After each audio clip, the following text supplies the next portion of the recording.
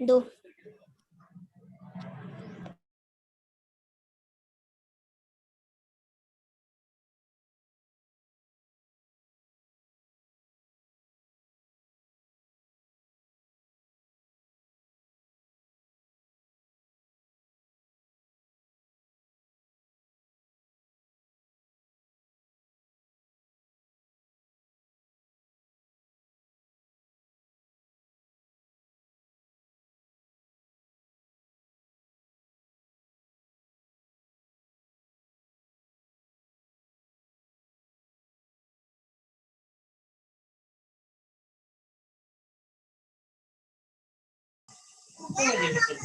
चार बजे से फोन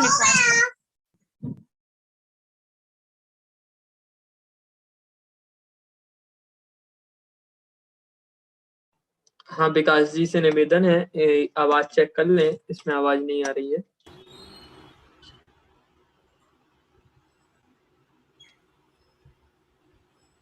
सब साहूर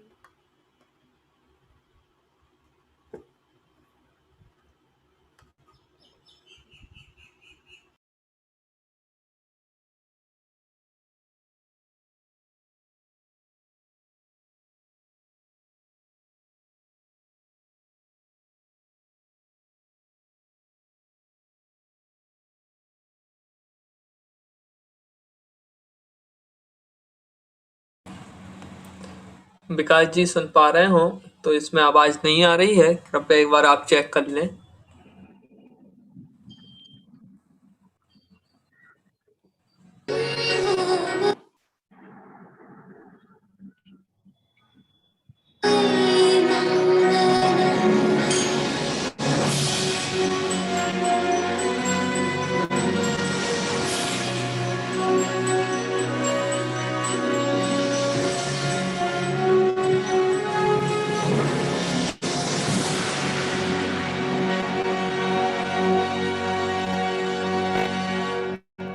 नमस्कार हो।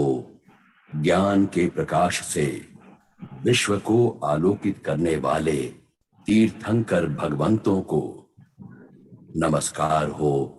प्रचंड पुरुषार्थ के बल से श्री तीर्थंकर परमात्मा के मार्ग को हम तक पहुंचाने वाले गुरु भगवंतों को नमस्कार हो। विश्व कल्याणकर अपूर्व गुणों के भंडार श्री जिन शासन को समग्र विश्व के दुख, दर्द और दुर्भावों से मुक्त करने के लिए अनेकांतवाद और अहिंसा का सच्चा मार्ग दिखा रहा है श्री जिन शासन। जीवन को सार्थक और सुंदर बनाने के लिए प्रेम, विवेक और वैराग्य की विचारधारा दे रहा है श्री जिन शासन।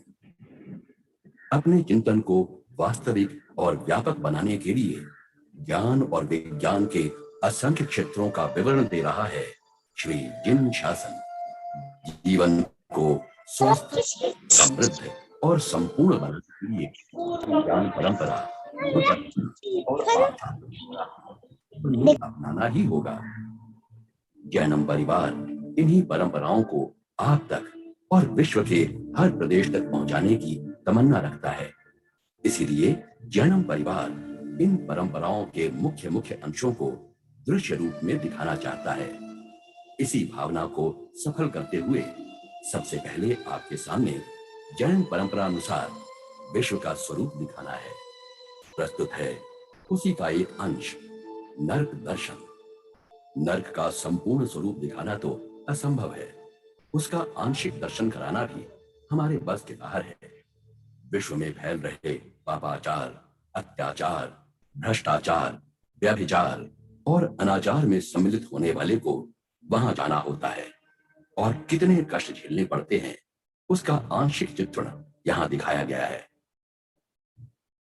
इन्हें देखने और समझने की कोशिश करें। जैन परिवार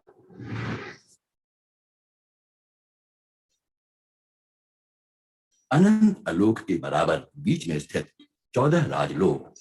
कोई आदमी अपने 2 पांवों को फैलाकर और दोनों हाथों को कमर पर रखकर खड़ा हो, ऐसा लगता है।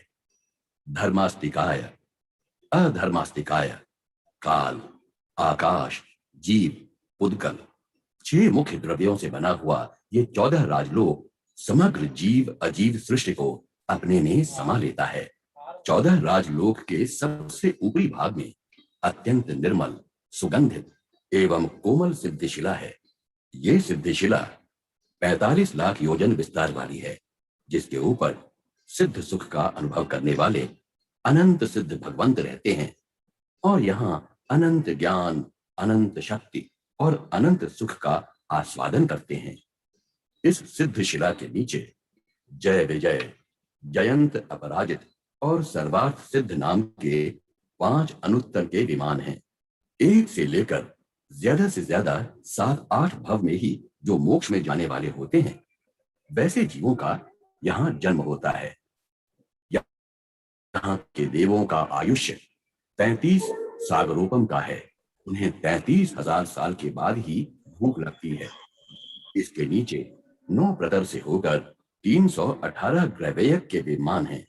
पूर्व भव में चारित्र का स्वीकार करने वाले ही यहाँ जन्म ले सकते हैं। उसके नीचे स्वधर्म से लेकर अच्युत तक के 12 देवलोक हैं। विमान में रहने वाले ये सभी देव वैमानिक देव के नाम से जाने जाते हैं।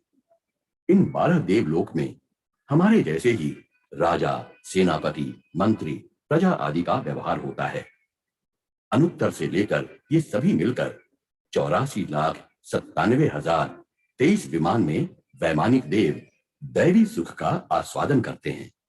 इन सभी विमानों में एक एक शाश्वत मंदिर हैं, जिनमें वृषभ, चंद्रानंद, वारिशीण और वर्धमान नामक परमात्मा के शाश्वत जिन बिंब हैं। उसके ठीक नीचे 14 राजलोक के मध्य भाग के केंद्र में 1 लाख योजन ऊंचाई वाला मेरु पर्वत है, जिस पर देवी देवता भगवान का जन्म महोत्सव करते हैं। मेरु पर्वत के चारों ओर क्रमशः 2 गुने माप वाले बीज समुद्र हैं। सबसे पहला है जम्बूद्वीप, जहां हम रहते हैं, और सबसे अंत में है स्वयंभू रमण समुद्र। इस मध्य लोक में मनुष्य, पशु पक्षी आदि जीव सृष्टि और सूर्य चंद्रादि ज्योतिष देवों के विमान हैं। हमारे मध्य लोक के नीचे पापों के फल जहां भुगतने पड़ते हैं, ऐसा अति डरावना और भयानक नरक है। इन सभी स्थानों में हम भी अनंत बार जा चुके हैं।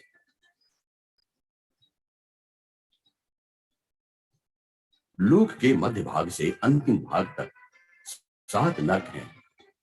ये सभी नरक 4 स्तर के आधार पर हैं। सबसे नीचे का स्तर आकाश का है। आकाश के अलावा यहाँ पर कुछ भी नहीं है। उसके ऊपर पतले वायु अर्थात तनवात नाम का स्तर है। उसके ऊपर घट वायु यानी घनवात, और उसके ऊपर घट्ट पानी यानी घृत के जैसा कठिन पानी का स्तर है, जिसे घनोदधि कहा जाता है। इन तीनों का आकार दूज के चंद्र के समान होता है। पहली रत्न प्रभा नाम की नर्क पृथ्वी है, जिसके ऊपर के स्तर में हम सब लोग रहते हैं। रत्न प्रभा पृथ्वी की मोटाई 1,80,000 योजन की है, जिसमें भवनपति, व्यंतर, बाण व्यंतर यानी यक्ष, भूत, पिशाच, राक्षस आदि देवों के भवन यानी महल हैं, और पहले नर्क के 13 प्रतर में कुल मिलाकर 30 लाख नरकावास हैं। पहले प्रतर के मध्य में एक गोलाकार सिमंतक नामक इंद्रक नरकावास है। उसकी चारों दिशाओं में त्रिकोण, चतुष्कोण, गोलाकार आदि 49 नरकावास हैं, और विदिशाओं में त्रिकोण, चतुष्कोण और गोलाकार 48 नरकावास हैं। त्रिकोण नरकावास में 3, चतुष्कोण में 4 और गोलाकार नरकावास में 1 द्वार होता है। 8 दिशाओं के 49 और 48 पंक्तिबद्ध नरकावास के बीच में भिन्न भिन्न आकार के पुष्पावकीर्ण नरकावास हैं। दूसरे प्रतर में दिशाओं में 48 और विदिशा में 47 नरकावास और बीच में पुष्पावकीर्ण नरकावास है। इसी तरह पहले नरक के 13वें प्रतर में 37 और 36 नरकावास दिशा और विदिशा में है। दूसरा नरक यहाँ की भूमि में कंकड़ का प्रमाण ज्यादा है, इसलिए इसका नाम शर्करा प्रभा पृथ्वी है। इसकी मोटाई 1,32,000 योजन है। उसके 11 प्रतर में कुल मिलाकर 25 लाख नर का वास है। तीसरा नर्क, रेत से भरी ये पृथ्वी बालुका प्रभा के नाम से जानी जाती है। 1,24,000 योजन मोटाई वाला ये नर्क अपने अंदर एक प्रतर में 15 लाख नरकावासों को समा कर रखता है। चौथा और पांचवा नर्क 1,20,000 और 1,18,000 योजन मोटाई वाले इन दो नरकों में क्रमशः कीचड़ और धुएं का प्रमाण ज्यादा होता है।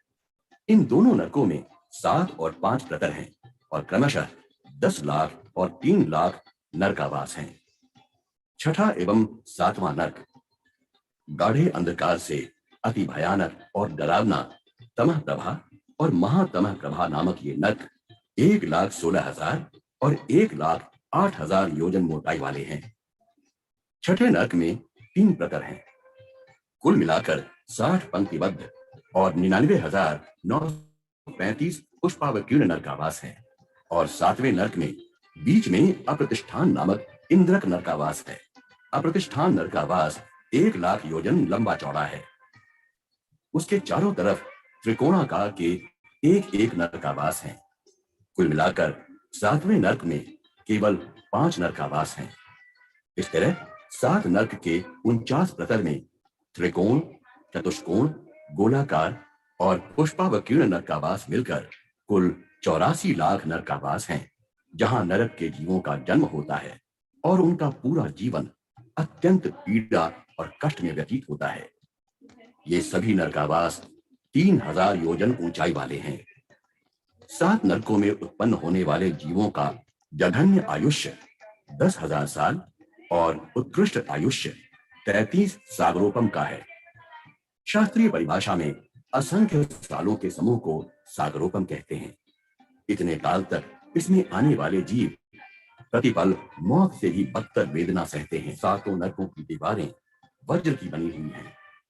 इन दीवारों में ही अंदर बड़ी वज्र की कुंडी होती है, जिसका पेट बड़ा और मुंह छोटा होता है।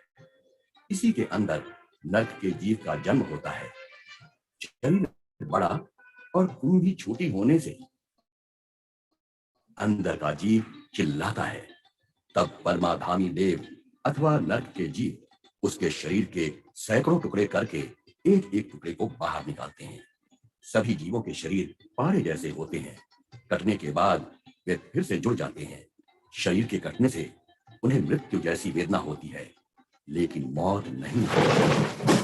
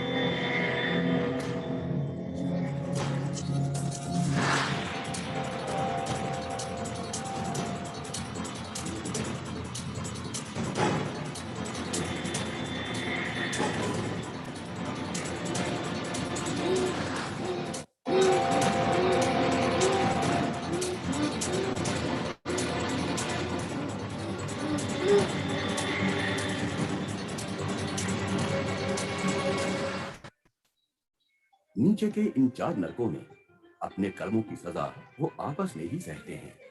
यहाँ सजा देने वाले कोई परमाधामी राक्षस नहीं होते।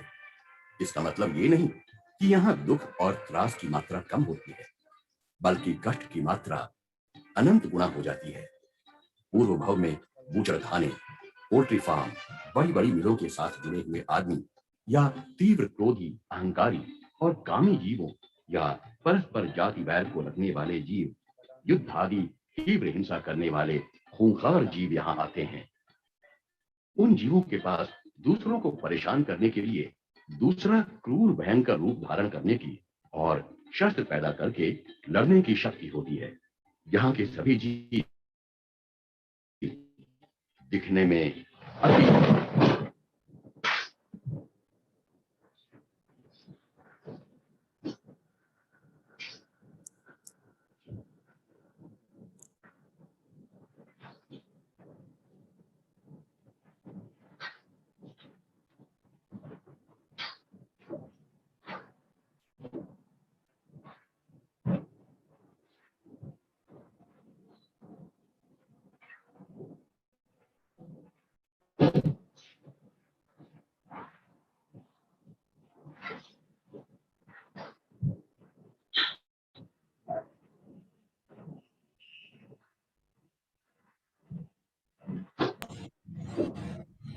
विकास जी आवाज जरा चेक करें, इसमें सही नहीं आ रही है।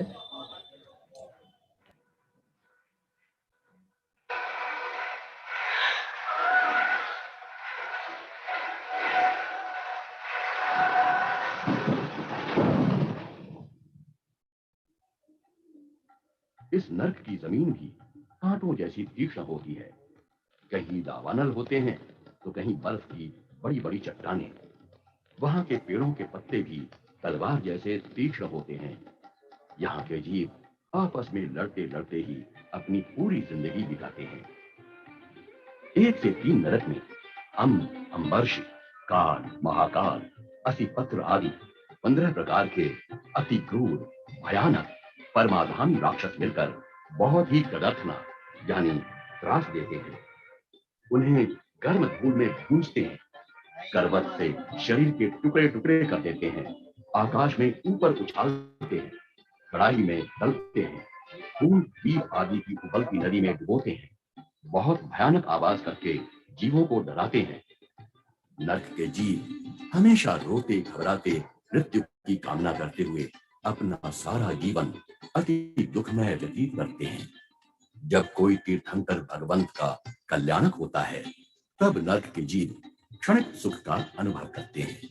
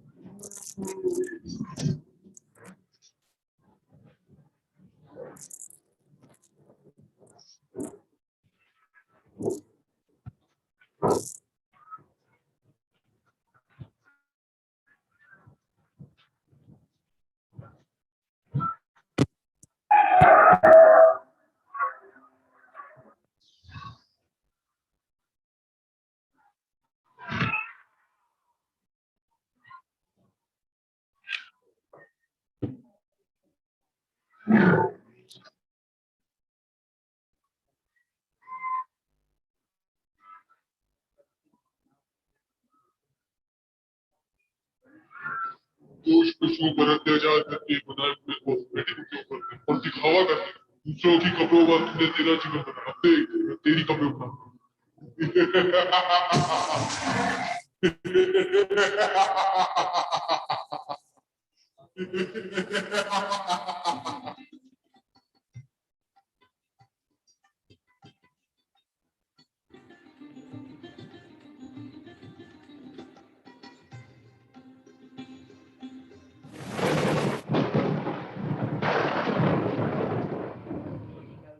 तेरा दिमाग मत,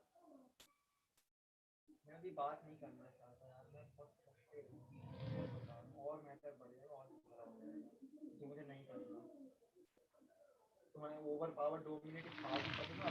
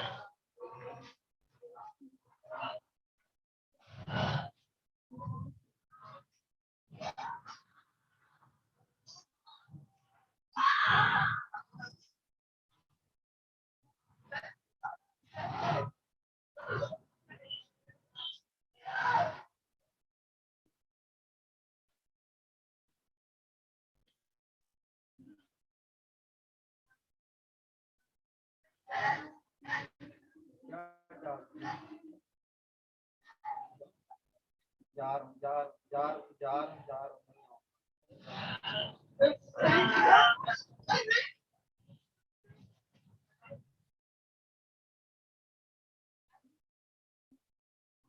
दिक्कत क्या है? दिक्कत है क्या? मुझे ये बताओ। कुछ तो होगी।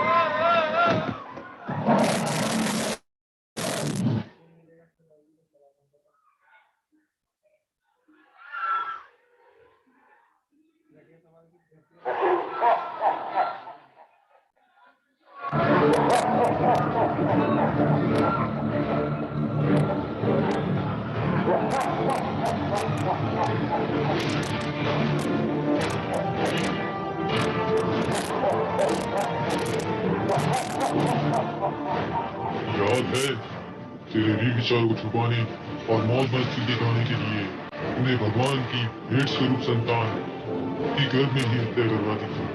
तू बाप नहीं शैतान है, शैतान।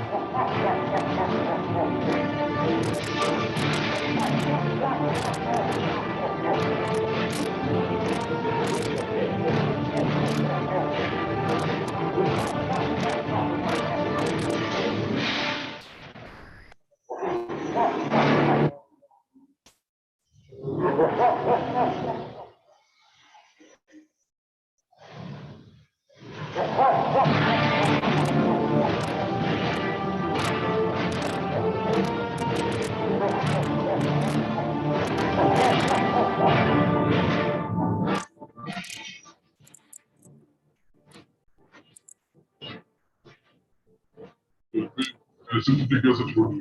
नदी समुद्र स्विमिंग पूल में नहाने का तो बड़ा शौक था। दूसरों से पैसा वसूलने के लिए धंधा शुरू किया।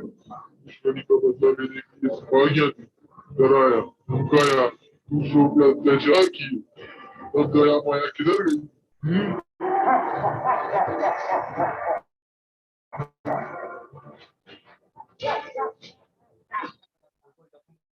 घंटा बंद रखा ना।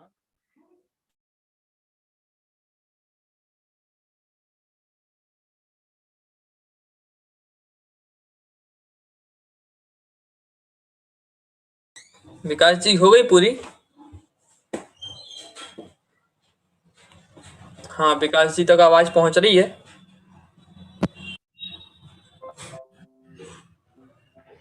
क्या हुआ आपसे? हाँ, हो गई है पूरी।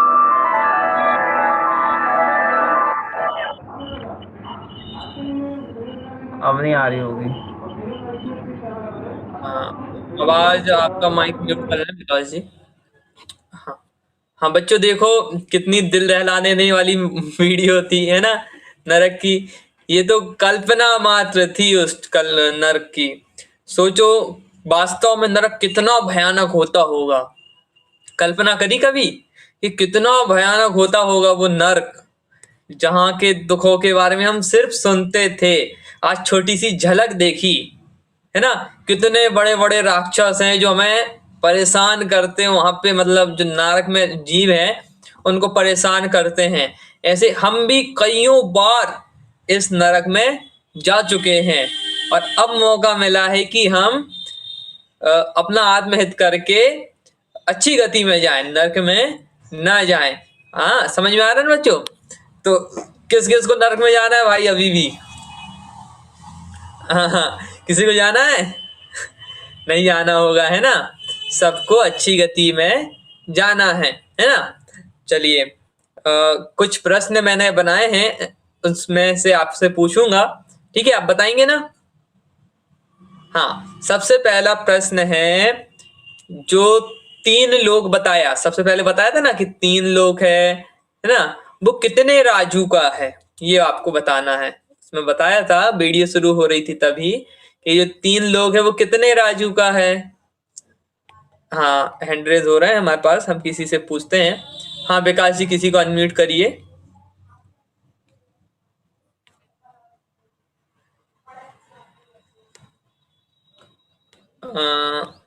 यहाँ से भवी जैन दिल्ली को अनम्यूट करा जा रहा है। हाँ भवी जी बोलिए।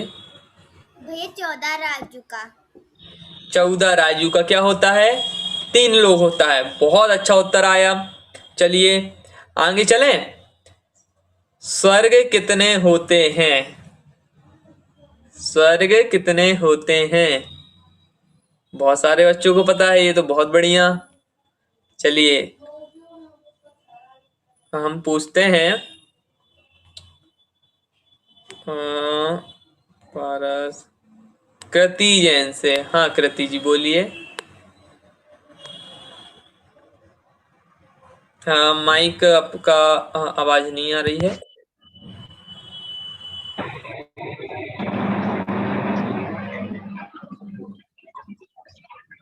स्वर्ग कितने होते हैं बेटा? आपके माइक से आवाज नहीं आ रही है। स्वर्ग 16 होते हैं। बहुत बढ़िया, स्वर्ग कितने होते हैं? 16 होते हैं। बहुत अच्छा उत्तर आया है आपका। हाँ चलिए, अगला प्रश्न आपके सामने ये रहा बच्चों। आपको बताना है कि जो हम रहते हैं ना, हम मध्यलोक में रहते हैं, है ना, और उसमें बताया था कि मध्यलोक के बिल्कुल सेंटर में कौन सा पर्वत है। हम जहां रहते हैं ना मध्यलोक में, उसके सेंटर में, मतलब बीचों बीच कौन सा पर्वत है? हाँ बच्चों, हम पूछ रहे हैं यहाँ से प्रणय जैन से। कहाँ गए प्रणय? लोअर हैंड कर लिया। चलिए, आरना आराध्या बता रहे हैं। सुमेरु पर्वत होता है।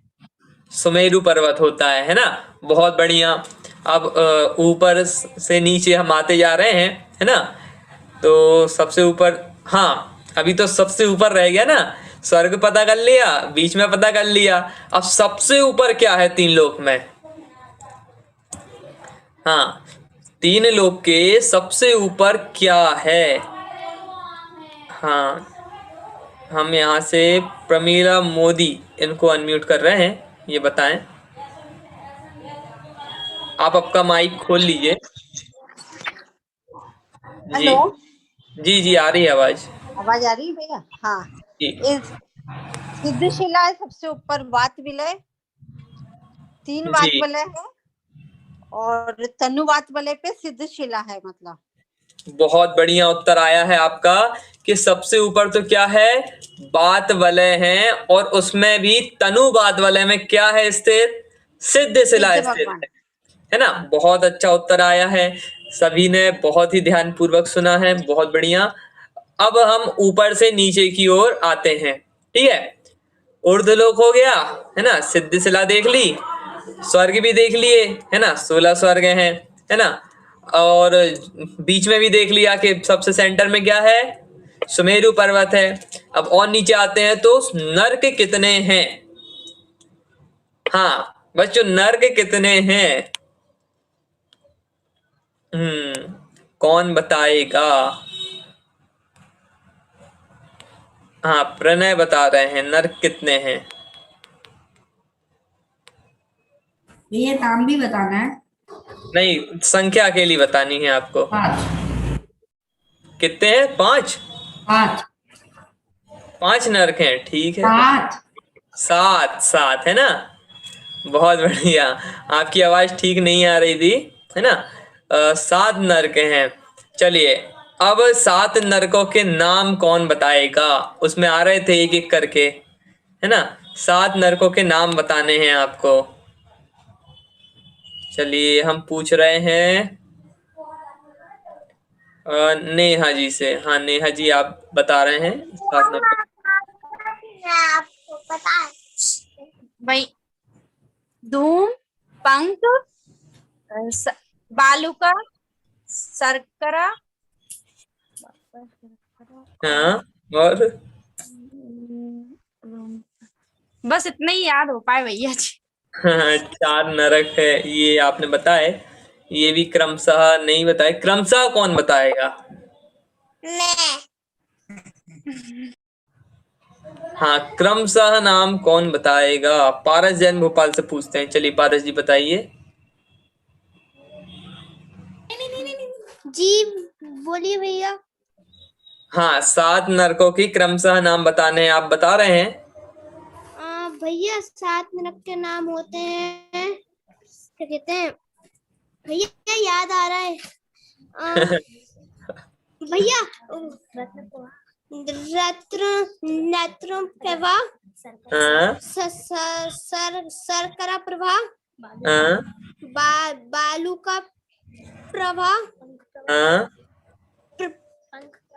पिरंग प्रभा, पंख पंख, पंख प्रभा, हाँ, धूम प्रभा, हाँ, तंप भवा, तम प्रभा, हाँ, हाँ, हाँ, और आखिरी ये महातम भवा। भवा नहीं, प्रभा, है ना। हाँ। महातम प्रभा, बहुत बढ़िया। आपकी मम्मी बता रही थी पीछे से है ना। चलिए, बहुत अच्छी बात है, मम्मी जी इनको याद भी करवाएंगी पूरे नाम, ठीक है ना। चलिए, बहुत सही उत्तर आया है हमारे पास। कौन कौन से नाम आए हैं बच्चों, रत्न प्रभा, शर्करा प्रभा, बालुका प्रभा, तम प्रभा, धूम प्रभा, तम प्रभा और महातम प्रभा, है ना। ये तत्वार्थ सूत्र में भी जब आप पढ़ोगे ना, तो तीसरे अध्याय का पहला सूत्र है ये। रत्न शर्करा बालुका पंख धूम तमो महात्मा प्रभा भूमयो घनाम्बु वाताकाश प्रतिष्ठा सप्ताह धोदा, है ना। जब आप याद करोगे, पढ़ोगे कभी, तो उसमें ये आपको मिलेगा, है ना बच्चों। प्रभा मतलब क्या होता है कि उसकी जैसी चमक होती है ना। जैसे रत्न प्रभा नाम है ना, तो आपने देखा था ना पहले नरक में रत्न प्रभा में कैसी चमक थी, बिल्कुल रत्नों जैसी वाइट वाइट, है ना, ठीक है नहीं थी। उसमें दिखाया था कि एक राक्षस बड़ा सा आपको काय में पेर रहा है, सूली में डाल ऐसे पटक दिया उसने, है ना। तो ये रत्न प्रभा मतलब उसके जैसा, है ना।